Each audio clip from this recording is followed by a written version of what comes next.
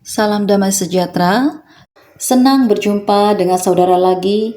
Kiranya renungan firman Tuhan ini dapat mengubah hidup saudara untuk menuju kepada rencana Allah dan semakin hari semakin serupa dan segambar dengan Kristus Yesus. Tema saya adalah saudara, bagaimana menjadi ahli waris Allah Bapa bagian kedua. Saudara, apa yang menjadi tujuan atau destiny ketika saudara dilahirkan dan boleh ada di dunia ini? Ketika saudara selalu mengarahkan pandangan dan memfokuskan segenap pikiran dan kehendak saudara hanya untuk kerajaan Allah, sesungguhnya saudara telah meletakkan seluruh hidup saudara kepada kehendak Bapa.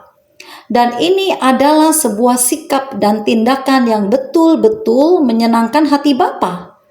Apapun profesi yang melatar belakangi saudara.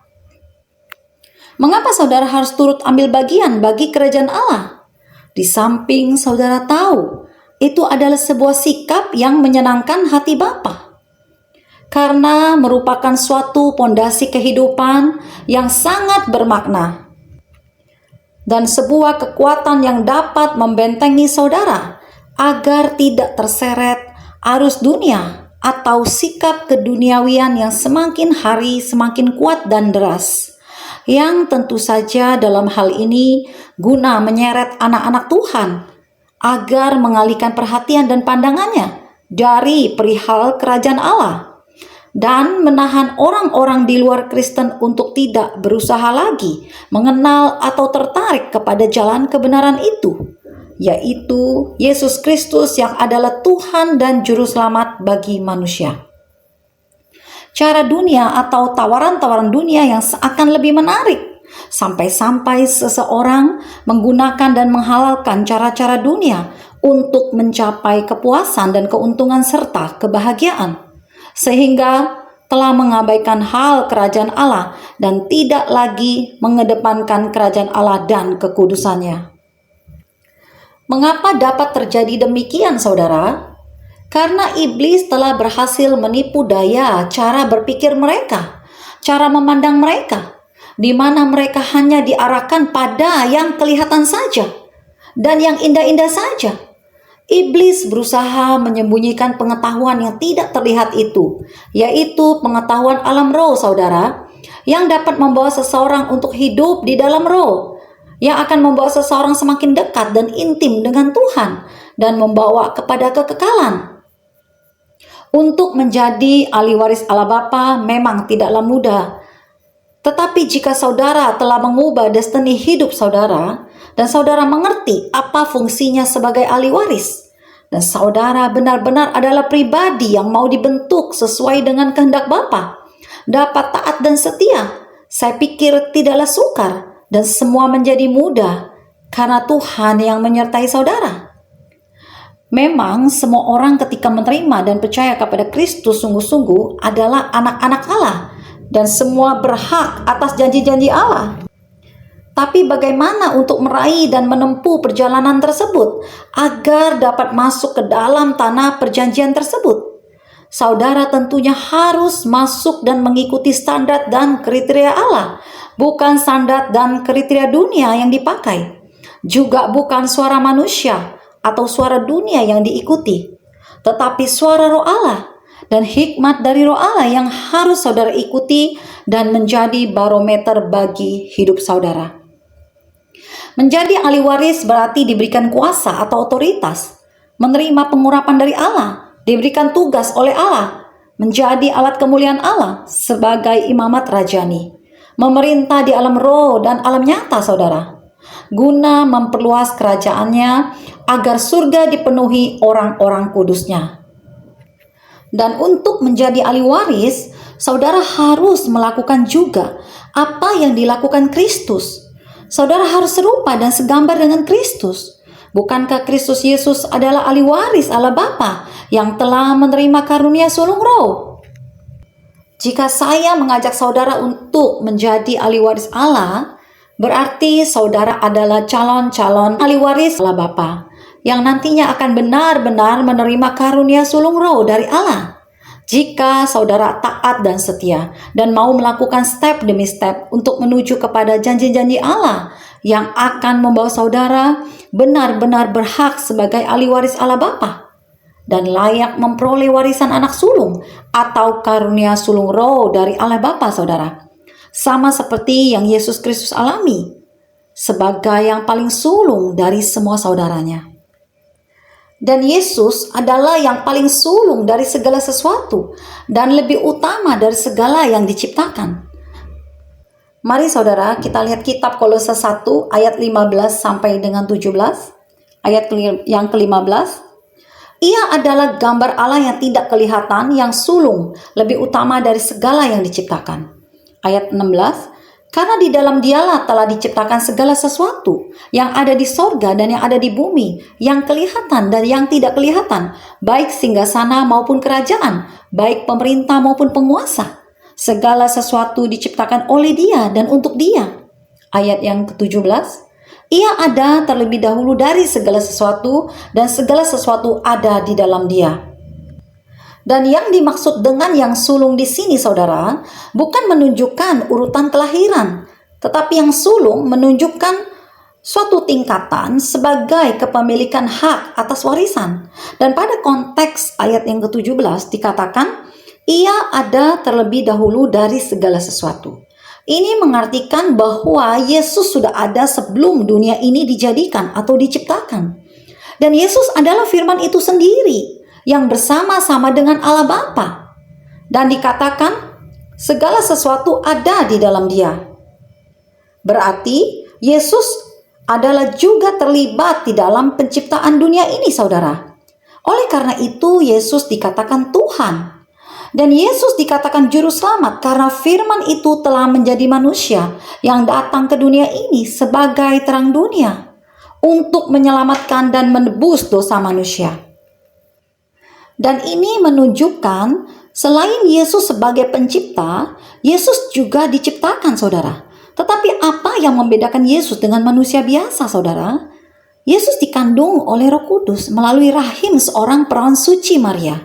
Sedangkan manusia biasa dikandung melalui proses hubungan secara biologis antara dua manusia. Dan inilah yang membuktikan Yesus benar-benar adalah Tuhan dan Juru Selamat yang sejati atau True Savior. Jadi, jika saudara benar-benar anak Allah, saudara telah mencapai tingkatan iman sesuai dengan standar dan kriteria Allah, maka saudara pun akan menerima karunia sulung roh dan menjadi ahli waris Allah Bapa, menjadi ahli waris dari kerajaan sorga. Dan ini membuktikan saudara benar-benar sudah melakukan kehendak Bapa. Saudara harus terus belajar dan dimampukan untuk dapat mencapai sesuai standar Allah. Iman saudara tidak berjalan di tempat, artinya tidak maju ataupun mundur, atau bahkan mundur dan merosot. Saudara harus memperhatikan hal ini, karena iman merupakan segalanya di dalam hidup saudara dan saya. Bukankah iman pada Ibrani 11 ayat 1 adalah dasar dari segala sesuatu yang kita harapkan dan bukti dari segala sesuatu yang tidak kita lihat? Saudara harus percaya sekalipun saudara belum melihatnya. Dan untuk menjadi ahli waris Allah Bapa tidak akan pernah terrealisasi jika saudara tidak memiliki pertahanan iman yang kuat, daya tahan iman yang kuat, yang tak tergoyahkan karena Kristus. Saudara harus hidup di dalam roh. Saudara harus mengerti dan mengetahui segala sesuatunya terjadi di alam roh terlebih dahulu, baru di alam nyata. Berarti alam roh menempati tempat yang tertinggi. Jikalau begitu, roh yang berkuasa, roh yang berotoritas saudara. Jika roh yang berkuasa dan berotoritas, berarti saudara yang harus mengendalikan roh-roh dunia, dan bukan roh-roh dunia yang mengendalikan dan menguasai hidup saudara. Saudara jangan mau disetir oleh roh-roh dunia. Oleh karena itu, saudara harus memohon pertolongan dan melibatkan Kristus untuk menolak dan mengusir roh-roh dunia melalui nama Yesus yang dahsyat itu. Dan roh Kristus yang memegang kendali atas hidup saudara. Saudara jangan membiarkan roh-roh kegelapan atau roh-roh dunia menyerang dan mengendalikan hidup saudara. Di sini saya mengajak saudara semua, apapun profesi saudara, untuk menjadi ahli waris Allah Bapa. Berarti dalam hal ini, sebuah keluarga benar-benar harus dijaga kekudusan dan keharmonisannya. Bagaimana jika sebuah keluarga sudah berantakan, terpecah belah, mana mungkin bisa menjadi ahli waris? Kemungkinannya kecil sekali ya saudara. Jadi di sini peran istri yang terutama dan yang kedua adalah peran seorang suami. Mengapa saya katakan peran istri ada yang utama? Karena selingkuh mayoriti sumbernya adalah dari pihak laki-laki dibandingkan wanita saudara. Mengapa saya memiliki persepsi seperti ini? Karena yang pertama, laki-laki adalah seorang imam kepala rumah tangga, pencari nafkah. Dan laki-laki lebih banyak berada di luar rumah, saudara. Sehingga saya mau katakan, godaan yang terbesar iblis akan tujukan kepada laki-laki atau suami, saudara. Ya, sekalipun pada zaman modern ini, sudah banyak sekali juga wanita yang mengambil posisi sebagai pencari nafkah juga. Dan tidak menutup kemungkinan, wanita pun dapat mengalami godaan dan melakukan selingkuh, saudara. Dan yang kedua, karena suami adalah pemegang kekuatan ekonomi sebuah keluarga. Jadi, majoriti iblis akan memprioritaskan menghancurkan suami terlebih dahulu. Jika tidak bisa, barulah iblis akan menghancurkan istri melalui kelemahan-kelemahannya. Jadi di sini, bagaimana peran seorang istri bagi keluarga? Harus betul-betul mengerti bagaimana membawa keluarganya agar tetap utuh, solid, dan berkenan bagi Tuhan, sehingga iblis tidak bisa memporak-porandakan dan memecah belah kasih mula-mula yang telah Tuhan curahkan sebagai kasih anugerahnya kepada manusia, saudara. Karena iblis bekerja dengan mengirimkan seseorang yang dapat dipakai untuk menggoda dan menghancurkan sebuah keluarga Kristen. Dan sebelum memasuki tahap hidup di dalam roh, saudara harus terlebih dahulu hidup di dalam pengucapan syukur. Saudara harus bisa menerima apa adanya dengan kehidupan saudara, apapun kondisinya, dengan segala plus minusnya. Karena di dalam kehidupan ini tidak ada yang perfect, saudara. Begitupun dengan Yesus, saudara. Yesus selalu hidup di dalam pengucapan syukur. Apapun kondisi Yesus, sekalipun Yesus harus menderita. Padahal Yesus adalah seorang anak raja, putra Allah. Dan kita semua mau belajar dan menjadi seperti Yesus yang memiliki kemurahan hati dan kerendahan hati. Dan jika ditanya, siapa yang mau masuk ke dalam rencana Allah? Pasti semua orang mau ya saudara. Tapi jika ditanya, siapa yang mau melakukan perjuangan iman? Mungkin di sini tidak semua orang siap melakukannya. Dan tidak semua orang dapat masuk ke dalam tahap ini saudara dan berhasil. Jika saja ia tidak mau melakukan perjuangan iman dan mengikuti pertandingan iman saudara. Dan mengapa untuk menjadi ahli waris Allah Bapa harus melakukan perjuangan iman dan pertandingan iman saudara? Karena untuk menempuh perjalanan menjadi ahli waris Allah, iblis atau Lucifer pasti berusaha sekuat tenaga menghalangi saudara, yaitu dengan mengacaukan perjalanan saudara agar tidak sampai kepada tanah perjanjian itu, tanah yang berlimpah susu dan madunya. Setiap hari iblis akan mencari cara menjegal saudara, agar saudara tidak cepat sampai pada tujuan atau goal saudara, atau bahkan saudara digagalkan di tengah perjalanan dengan memakai orang-orang di sekitar saudara yang bisa dipakai iblis, yaitu orang-orang yang memiliki iman yang lemah. Oleh karena itu, diperlukan kedisiplinan yang tinggi, kepekaan yang tinggi, smart, konsistensi yang tinggi, komitmen yang tinggi kepada Kristus agar dapat melakukan kehendak Bapa. Saya memberi contoh seperti saudara akan menghadapi ujian sekolah. Saudara harus terus melakukan tryout, latihan-latihan soal-soal pelajaran yang tujuannya untuk apa saudara? Agar saudara handal dalam mengerjakan soal-soal ujian nanti. Saudara perlu melatih soal-soal dengan berbagai macam bentuk soal dan rumus sampai saudara benar-benar expert dan handal dalam mengerjakannya. Bagaimanapun sulitnya soal ujian tersebut. Jadi sekali lagi saya katakan, hidup ini bukan hanya persoalan makan dan minum saja saudara. Hal-hal yang dicari oleh bangsa-bangsa yang tidak mengenal Allah.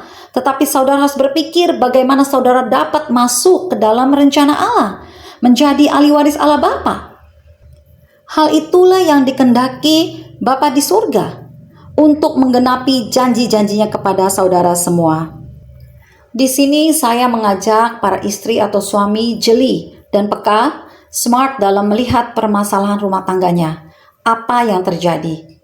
Saudara sudah harus mulai waspada dan bisa membedakan mana roh kebencian yang mengarah kepada perzinahan atau roh amarah saja yang dikarenakan oleh hal-hal biasa, tetapi tidak disertai adanya roh zina pada pasangan suami atau istri. Jadi berbeda ya saudara. Karena jika marah yang disertai roh zina, suami bukan saja marah, tetapi suami juga disertai rasa benci kepada istri. Bagaimana membedakan marah yang disertai roh zina dengan marah yang tidak disertai roh zina, saudara? Begini, marah yang tidak disertai roh zina atau disebut dengan marah biasa, suami mudah mengampuni istri karena tidak disertai kebencian. Tetapi jika marah yang sudah disusupi oleh roh zina, bahkan hanya karena hal kecil saja, suami seperti sulit sekali untuk mengampuni istri. Suami kelihatan cool sekali, dingin. Suami cuek karena suami disertai adanya roh kebencian kepada istri. Dan biasanya suami lebih memperhatikan penampilan dirinya dan bersikap lain dari biasanya. Seorang istri harus sudah mulai waspada dan uji setiap roh. Istri tidak boleh mengubah sikap walaupun suami agak sedikit berubah. Dan istri harus peka untuk hal ini. Dan pada posisi ini, apa yang harus dilakukan istri atau suami jika menemukan pasangannya bersikap demikian? Istri atau suami harus berdoa kepada Tuhan, tidak boleh didiamkan saja. Suami atau istri bisa sharing atau mungkin minta didoakan kepada seorang hamba Tuhan. Biasanya jika terjadi demikian pada sebuah rumah tangga, katakanlah seorang suami, saudara. Pada umumnya, apa yang dilakukan seorang istri? Bukankah biasanya seorang istri selalu memakai kekuatannya untuk mengatasi suaminya sudah mulai dingin dengan cara-cara dunia, yaitu seperti berdandan, lebih mempercantik diri dari biasanya, tampil lebih keren, lebih prima, melakukan perawatan tubuh yang lebih ekstra lagi mungkin. Dan saya mau beritahu, cara-cara ini biasa dipakai oleh orang-orang yang tidak mengenal alam roh dan belum hidup di dalam roh, saudara. Saya tidak melarang saudara. Sah-sah saja saudara mau tampil lebih elegan, lebih prima, tapi saya mau bilang cara ini tidak tepat dan salah, saudara. Karena cara ini adalah prioritas kedua, saudara. Saudara harus mengatasi dengan cara-cara Tuhan, bukan cara-cara dunia. Justru istri harus semakin mengubah sikap yang lebih melayani dan sabar kepada suami. Bukannya menghindar dan pergi shopping dengan teman-teman, atau justru bersaing-saing dengan suami, yaitu dengan mengatakan, kalau suami bisa keren, saya juga bisa keren. Dan ini sikap yang salah ya saudara. Karena roh zina yang sudah disertai roh kebencian, tidak bisa diatasi dengan memakai kekuatan saudara. Terkutuklah orang yang mengandalkan kekuatannya, dan cara ini akan sia-sia saudara. Roh zina atau roh kebencian adalah roh-roh dunia, saudara. Roh-roh dunia harus diperangi atau dilawan dengan senjata rohani, yaitu roh Allah. Istri harus berdoa menengking secara spesifik roh zina dan roh kebencian dan roh pecah belah yang ada pada suaminya atau pasangannya dengan memakai nama Yesus Kristus yang penuh kuasa itu. Karena jika istri tidak mau berdoa dan menengking, istri hanya mau memakai cara yang dunia pakai, yaitu berdandan dan mengubah penampilan saja, saya mau beritahu apa yang dilakukan istri sia-sia belaka. Karena jika roh zina dan roh kebencian yang sudah menguasai suami itu adalah ilmu pelet dan ilmu gendam yang disertai ilmu sihir atau ilmu hitam dari seorang wanita, maka secantik apapun usaha yang dilakukan istri guna menarik simpatik hati suami, maka kecantikan tersebut tidak akan ada nilainya sama sekali bagi suami saudara. Karena pikiran dan perasaan suami atau roh dan jiwa suami sudah dikuasai oleh kuasa gelap tersebut saudara. Maka untuk mengalahkan roh-roh dunia atau kuasa gelap yang telah membelenggu suami, istri harus selalu sabar dan sama sekali tidak terbawa emosi. Dan istri sudah harus membatasi atau menyetop pergaulan yang kira-kira menaruh kecurigaan. Atau istri harus berdoa kepada Tuhan untuk meminta roh kepekaan kepada Tuhan agar dapat kritis terhadap lingkungan sekitar apa yang telah terjadi. Biasanya Tuhan atau Roh Kudus akan menuntun istri apa yang telah terjadi. Seorang suami yang sudah dikuasai atau dibelenggu hatinya oleh kuasa gelap melalui ilmu hitam, ilmu sihir, dan ilmu pelet atau cinta palsu, saya ilustrasikan begini saudara. Seperti suami yang disuguhkan menu istimewa, ayam goreng, justru suami menolak. Suami justru lebih memilih tempe goreng atau ikan asin saudara. Mengapa? Karena jiwa dan rohnya suami sudah terperdaya, terbelenggu, sudah dibutakan oleh iblis sesungguhnya. Oleh karena itu, sikap peka dan smart harus dimiliki masing-masing pasangan di dalam setiap rumah tangga, di dalam menyiasati pekerjaan iblis, demi memperluas kerajaan Allah di muka bumi ini saudara. Karena keluarga adalah benih yang sangat penting di dalam membangun kerajaan Allah. Jadi, jika saya mengajarkan memakai cara Tuhan, bukan berarti saudara tidak boleh berdandan, tampil cantik, rapi. Boleh ya saudara. Tapi ingat, berdandan adalah prioritas kedua. Prioritas pertama adalah saudara harus melakukan peperangan rohani, siap saat untuk menolak roh zina dan roh kebencian yang mulai menyusup dan menguasai suami dari sejak dini. Dengan memakai nama Tuhan Yesus Kristus yang penuh kuasa itu. Inilah sikap peka dan smart yang harus dimiliki istri atau suami. Seorang suami tidak mungkin melupakan atau mengkhianati kasih mula-mula yang Allah anugerahkan jika tidak disertai pengaruh roh jahat atau ilmu pelet, ilmu sihir agar membenci istrinya saudara.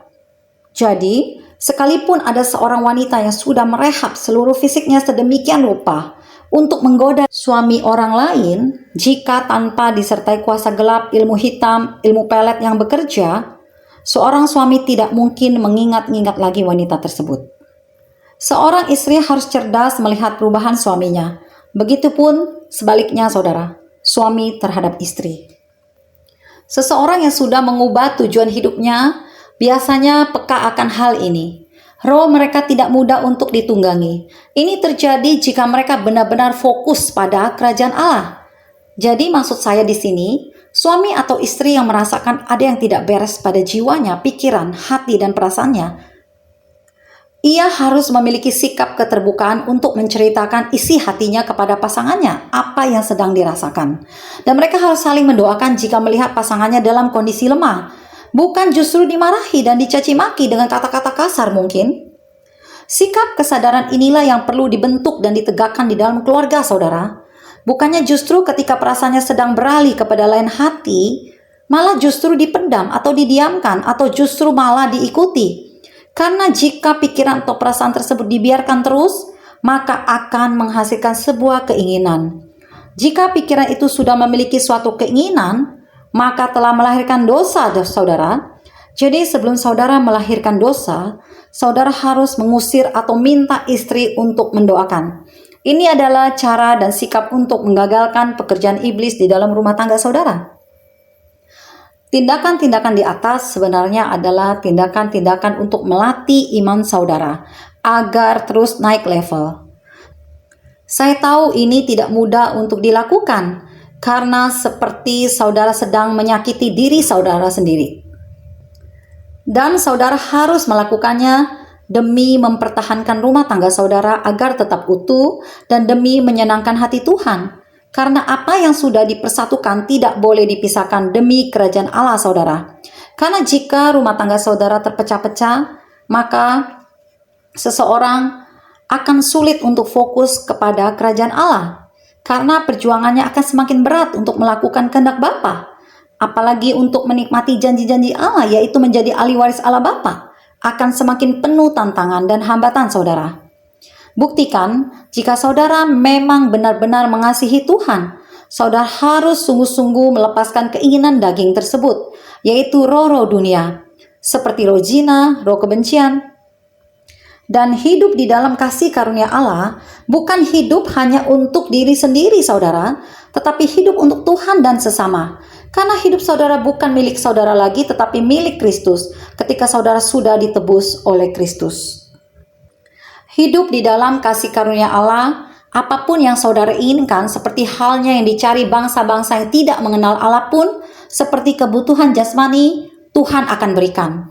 Tetapi Tuhan menginginkan saudara semua imannya akil balik atau dewasa terlebih dahulu. Barulah Tuhan menggenapi apa yang saudara butuhkan. Carilah kerajaan Allah dan kebenarannya terlebih dahulu, maka semua akan ditambahkan kepada saudara. Saya akan menjelaskan mengapa Yesus sanggup melaksanakan kedua hukum kasih dan pada akhirnya Yesus dapat mengalami kebangkitan dan kemenangan, saudara. Mungkin di sini seseorang akan mengatakan, "Oh, tentu saja Yesus dapat bangkit karena Yesus adalah anak raja, putra Allah." Iya, benar saudara. Yesus memang putra Allah yang telah diberikan kuasa di bumi dan di sorga oleh Allah Bapa, dan Yesus adalah Tuhan. Karena Yesus memang dikandung oleh Roh Kudus melalui rahim Maria dan bukan dikandung melalui hubungan biologis. Tetapi saya mau katakan, poin utama Yesus dapat melakukan kedua hukum kasih dan mengalami kebangkitan adalah karena Yesus telah dapat mengalahkan kedagingannya. Yesus sama sekali tidak memiliki rasa dendam, benci terhadap semua orang-orang Yahudi yang telah menyakitinya. Dan siapakah mereka, saudara? Yaitu imam-imam kepala, ahli-ahli Taurat, para tua-tua Yahudi, juga kepala-kepala pengawal bait Allah. Termasuk muridnya sendiri, Yudas, yang telah menjual Yesus seharga 30 keping perak kepada mereka. Karena jika Yesus memiliki rasa dendam, benci, kuasa Allah tidak akan dapat bekerja dengan sempurna terhadap Yesus, dan rencana Allah tidak dapat digenapi bagi keselamatan manusia atas diri Yesus, saudara. Mengapa? Karena Yesus tidak akan mengalami kebangkitan jika Yesus ada dendam dan benci. Dan Yesus adalah kasih, dan Allah juga adalah kasih, saudara. Tanpa kasih, kuasa Allah tidak dapat bekerja sempurna, saudara. Begitupun manusia di dunia ini, saudara dan saya yang percaya sungguh-sungguh dan mengikuti Yesus, disebut sebagai anak-anak Allah. Tetapi sekalipun statusnya sudah sebagai anak-anak Allah, jika tanpa kasih, kuasa Allah tidak bekerja dengan sempurna.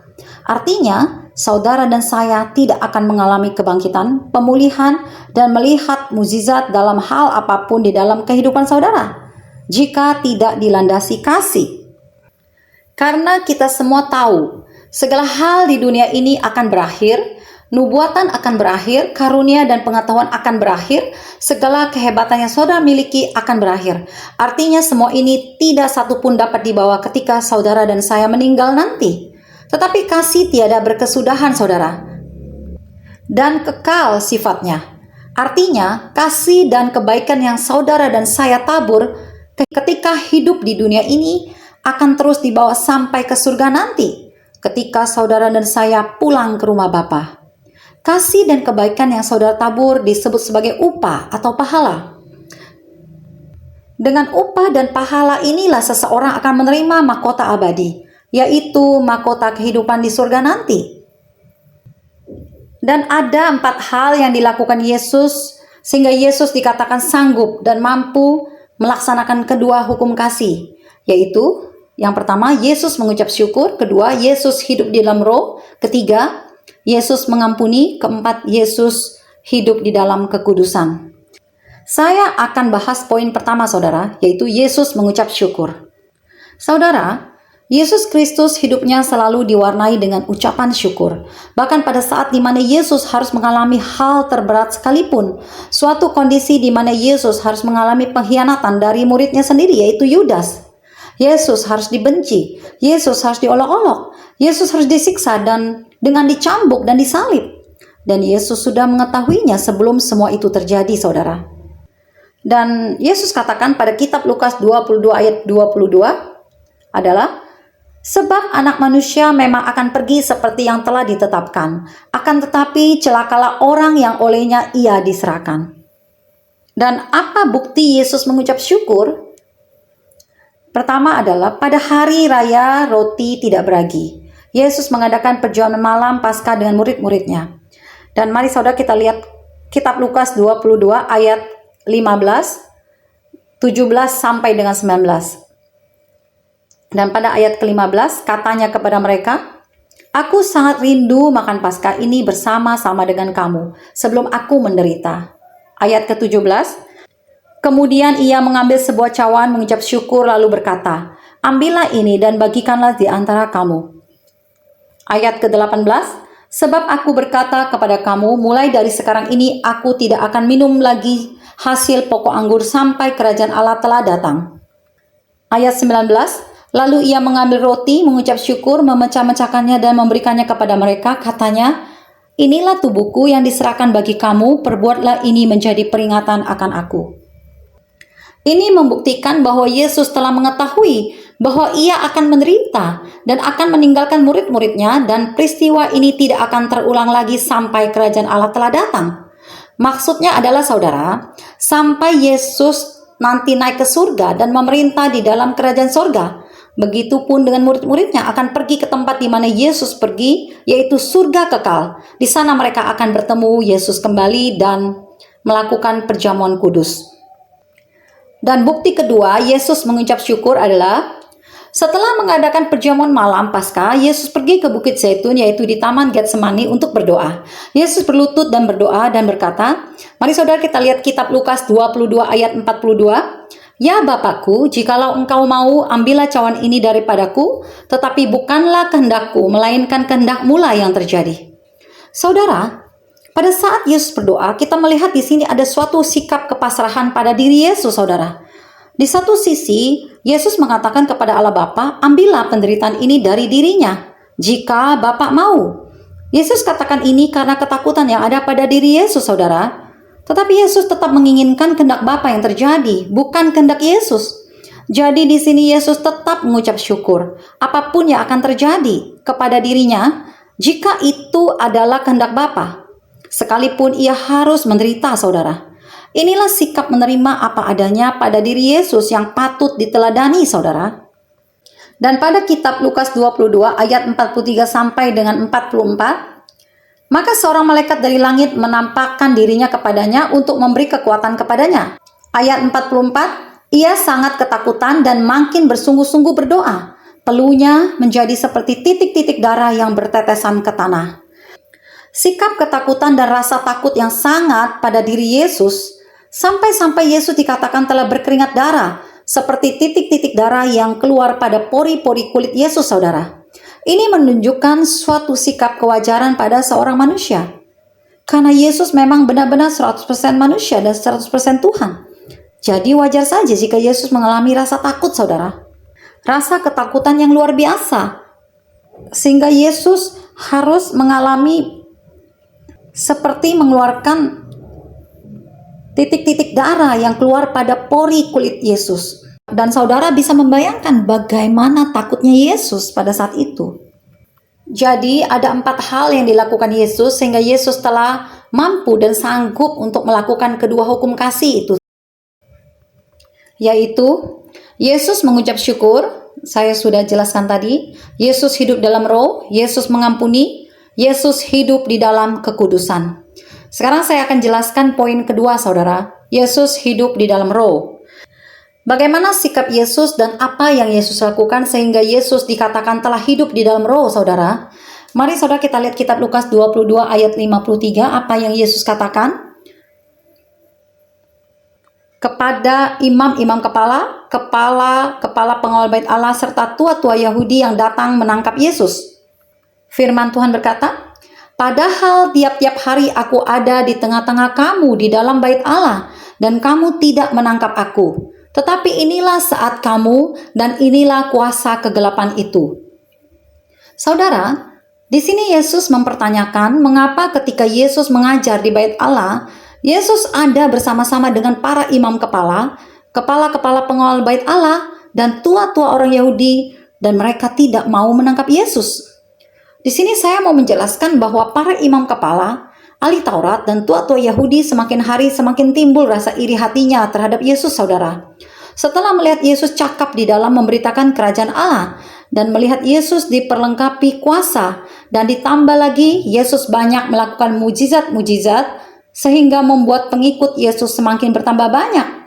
Dan karena iri hati itulah, timbul rasa benci dan dendam terhadap Yesus. Sehingga mereka merencanakan hal yang jahat terhadap Yesus, yaitu menyingkirkan Yesus dengan cara membunuh Yesus. Dan ketika waktunya sudah tiba, dan kuasa kegelapan atau iblis itu telah menguasai mereka sepenuhnya, barulah niat jahat tersebut mereka laksanakan. Inilah yang Yesus katakan pada Lukas 22 ayat 53, saudara. Tetapi inilah saat kamu, dan inilah kuasa kegelapan itu. Jadi, Yesus benar-benar menyadari dan tahu bahwa mereka semua, roh dan jiwanya telah dirasuki oleh iblis atau kuasa kegelapan. Dan roh jahat apa saja yang telah menguasai mereka, saudara, yaitu roh iri hati, roh benci, roh dendam, roh fitnah, roh adu domba, dan roh pembunuh. Dan Yesus tahu ketika mereka sudah dirasuki atau dikuasai oleh roh-roh jahat tersebut sepenuhnya, mereka tidak lagi memiliki rasa belas kasih. Hati dan pikiran mereka sudah tertutupi oleh kuasa gelap. Orang dunia mengatakan gelap mata, saudara, demi memuaskan keinginan dan kedagingan mereka semua. Dan Yesus mengerti akan hal tersebut. Dan 4 hal yang dilakukan Yesus, sehingga Yesus dikatakan telah sanggup dan mampu melakukan kedua hukum kasih, yaitu Yesus mengucap syukur, Yesus hidup dalam roh, Yesus mengampuni, Yesus hidup di dalam kekudusan. Sekarang saya akan bahas pada poin ketiga, saudara, yaitu Yesus mengampuni. Kapan dikatakan Yesus dapat mengampuni sepenuhnya, saudara? Ketika Yesus memahami, Yesus peka dan mengerti apa yang terjadi atas dirinya, bahwa ia harus menderita, yang dikarenakan perbuatan kuasa kegelapan atau iblis yang telah sepenuhnya menguasai orang-orang Yahudi, yaitu imam-imam kepala, ahli-ahli Taurat, tua-tua Yahudi, kepala-kepala pengawal bait Allah, dan serdadu-serdadu Romawi pada saat itu. Tetapi Yesus sangat mengerti bahwa perbuatan jahat yang dilakukan mereka, dari iri hati, menghasut atau mengadu domba, benci, dendam, fitnah, menyiksa dan membunuh Yesus, semua itu terjadi karena ketidakpahaman mereka. Karena mereka melakukannya di luar kesadaran mereka. Mereka seperti kesurupan, melakukan penyiksaan terhadap Yesus tanpa ada sedikit belas kasih. Dan Yesus tahu, mereka semua tidak dalam kendali roh Allah, tetapi di dalam kendali roh jahat atau kuasa kegelapan. Ketika Yesus disiksa, Yesus melihat bagaimana kebrutalan mereka. Sorot mata mereka yang tajam, yang tidak disertai belas kasih sama sekali. Dan Yesus betul-betul melihat langsung bagaimana kebrutalan mereka. Tetapi justru pada saat itulah Yesus memiliki rasa belas kasih kepada mereka. Mungkin yang tadinya Yesus berpikir, kok mereka tega menyiksa dirinya, padahal Yesus tidak didapati melakukan kesalahan apapun. Tetapi kini justru Yesus berbalik memiliki rasa belas kasih yang dalam kepada mereka semua. Karena Yesus tahu semua itu terjadi di luar kontrol mereka, di luar keinginan mereka. Karena sesungguhnya di balik itu ada iblis, Lucifer, kuasa kegelapan yang telah merancang dan mengendalikan mereka semua. Sehingga Yesus katakan pada kitab Lukas 23 ayat 34, "Ya Bapa, ampunilah mereka, sebab mereka tidak tahu apa yang mereka perbuat." Dan mereka membuang undi untuk membagi pakaiannya. Di sini Yesus benar-benar melepaskan pengampunan dan berdoa kepada Bapa di sorga, dan mengatakan bahwa mereka semua benar-benar tidak tahu dengan apa yang mereka perbuat. Dan Yesus memohon kepada Allah Bapa agar mengampuni mereka semua. Dan ini adalah sikap teladan kasih yang luar biasa yang Yesus tunjukkan dan nyatakan bagi kita semua. Bagaimana ketulusan pengampunan yang diberikan oleh Yesus bagi orang-orang yang benci dirinya. Dan sekarang saya akan bahas poin keempat, yaitu Yesus hidup di dalam kekudusan. Dalam hal ini, Yesus sudah pasti tidak dikendalikan oleh roh-roh dunia, saudara. Yesus dapat menguasai dirinya. Yesus tidak mudah marah, sedih, dan kecewa. Yesus tidak iri hati. Yesus tidak suka mengadu domba. Yesus tidak suka merampas milik orang lain. Yesus tidak suka menghina dan merendahkan orang. Yesus tidak melakukan pembunuhan. Dan Yesus memiliki buah-buah roh, saudara. Bukankah Yesus mengajarkan kita semua untuk hidup di dalam kasih? Dan Yesus adalah kudus. Jadi saya mau sampaikan, dengan Yesus telah melakukan keempat hal tersebut di atas, mengucap syukur, hidup di dalam roh, mengampuni, dan hidup di dalam kekudusan, Yesus sudah membuktikan bahwa Yesus melakukan kehendak Bapa dan Yesus sanggup dan mampu untuk melakukan hukum kasih, saudara. Sebagai hukum yang tertinggi di dunia ini, yaitu melakukan karya penebusan di atas kayu salib, sebagai wujud nyata kasih karunia Allah, yaitu hukum yang berlaku pada masa perjanjian baru yang sifatnya kekal, di mana kehidupan manusia di dunia ini diatur dengan suatu tatanan yang tidak lagi memandang atau melihat segala sesuatu dengan yang terlihat atau perspektif dunia, tetapi memandang atau melihat segala sesuatu dengan yang tidak terlihat atau dengan perspektif Allah. Karena kasih adalah kegenapan hukum Taurat, saudara. Dan seperti kitab Roma 13 ayat 10, firman Tuhan mengatakan, kasih tidak berbuat jahat terhadap sesama. Kasih adalah kegenapan hukum Taurat. Sekali lagi saya mau katakan, Kristus adalah kegenapan hukum Taurat. Kasih adalah kegenapan hukum Taurat. Berarti Kristus dan kasih adalah satu. Dan Alkitab mengatakan Kristus adalah kasih, Allah adalah kasih. Kristus dan kasih adalah penggenapan hukum Taurat, saudara. Karena jika tanpa kasih, hukum Taurat tidak akan pernah tergenapi, karena kasih sifatnya kekal abadi. Sedangkan hukum Taurat sifatnya sementara, saudara. Sehingga pada Roma 13 ayat 10 dikatakan kasih tidak berbuat jahat terhadap sesama, ataupun sebaliknya, kasih tidak membalas kejahatan dengan kejahatan. Atau jika ada yang berbuat jahat kepada saudara, saudara tidak boleh membalas, apapun alasannya. Jadi jelas ya saudara, bahwa Kristus adalah kegenapan hukum Taurat. Dan kasih juga adalah kegenapan hukum Taurat. Jadi datangnya Yesus ke dunia ini adalah untuk menggenapi hukum Taurat, dan karya penebusan yang dilakukan Yesus di atas kayu salib adalah wujud kasih yang dinyatakan Yesus dengan memberikan nyawanya bagi keselamatan manusia di dunia ini. Sehingga dikatakan kasih adalah kegenapan hukum Taurat. Karena kasih sifatnya kekal. Maka nyatalah kasih karunia Allah Bapa dan nyatalah besarnya kasih setia Allah kepada manusia di dunia ini, saudara. Karena sesungguhnya Allah Bapa tidak menginginkan satu manusia pun binasa, oleh karena murka Allah yang diakibatkan oleh dosa Adam dan Hawa. Jadi saudara, untuk menjadi ahli waris memang Tuhan memberikan kesempatan kepada setiap orang yang bersedia berkorban dan mengorbankan hidupnya demi kerajaan Allah sebagai bentuk penggenapan janji Allah kepada anak-anaknya. Bukankah firman Tuhan mengatakan, tanggalkan beban, pikul salib, dan ikut Yesus. Dan tentunya salib setiap orang berbeda-beda, bukan? Begitupun dengan rancangan Tuhan terhadap setiap orang, tentunya berbeda-beda. Saya pikir, tidaklah sukar jika saudara terus mau melatih iman saudara dengan melakukan 4 hal tersebut, yaitu mengucap syukur, hidup di dalam roh, mengampuni, hidup di dalam kekudusan, sebagai syarat agar dapat melaksanakan hukum kasih Kristus dan saudara semua dapat sampai kepada tanah perjanjian, tanah yang berlimpah susu dan madunya, yaitu saudara dipercayakan sebagai ahli waris Kristus atau ahli waris Allah Bapa. Dan tidak ada kata terlambat, saudara. Oh, saya sudah tua, saya sudah lanjut umur, atau saya seorang yang super sibuk, atau saya adalah seorang yang berlumur dosa. Dan saya mau beritahu, alasan itu bukan suatu halangan bagi saudara untuk naik ke gunung Tuhan. Setiap perjuangan iman saudara memiliki porsi dan penilaian tersendiri bagi Tuhan. Jangan berkecil hati saudara, jangan menyerah. Melangkah terus, apapun kendala yang menghalangi perjalanan rohani saudara, kecil ataupun besar penghalang saudara.